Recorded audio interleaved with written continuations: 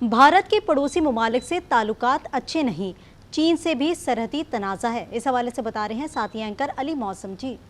भारत को खित्ते का चौधरी नहीं, चोर तो कहा जा सकता है, क्योंकि उसने पड़ोसी ममालिक के इलाकों पर कब्जा कर रखा है। इसीलिए सिर्फ पाकिस्तान के साथ ही सरहदी तनाज़ा नहीं, बल्कि चीन, बांग्लादेश और नेपाल के साथ भी सरहदी झगड़े हैं।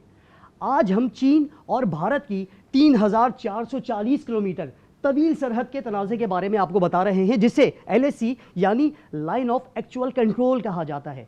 ये हिमालयाई खित्ता सरहद के साथ बहने वाले दरियाओं, झीलों और बर्फपोश पहाड़ों में घिरा हुआ है। ये सरहद जम्मू कश्मीर, हिमाचल प्रदेश, उत्तराखंड, सिक्किम और अरुणाचल प्रदेश में भारत से मिलती है और इस सरहद को 3 हिस्सों में तकसीम कर दिया गया, जिसमें मगरबी सेक्टर की अगर बात करें तो मगरबी सेक्टर में इसमें जम्मू कश्मीर सामने आ जाता है।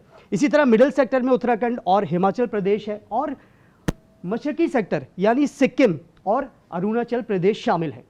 चीन ने भारत के ज़ेर कब्जा अरुणाचल प्रदेश को ज़ंगान का नाम दे दिया है। बीजिंग इस इलाके के 90,000 मुरब्बा किलोमीटर ज़मीन पर मिल्कियत का दावा करता है। अब तारीखी एतबार से तिब्बत और हिंदुस्तान के दरमियान सन 1912 तक कोई वाज़ेह सरहद की निशानदही नहीं की गई थी। इन इलाकों पर न मुग़लों और न अंग्रेज़ों का कंट्रोल था। हिंदुस्तान और तिब्बत के लोगों को भी किसी वाज़ेह हदबंदी के बारे में मालूम नहीं था। अंग्रेज़ हुक्मरानों ने भी इसकी परवाह न की और जब वहाँ के मुकाम तवांग से बुद्ध मत का मंदिर मिला तो बाउंड्री लाइन का तयन शुरू हुआ। सन 1914 में तिब्बत, चीन और बरतानिया के ज़ेरे तसल्लुत हिंदुस्तान के नुमाइंदों की शिमला में मुलाकात हुई और सरहद की निशानदही की गई।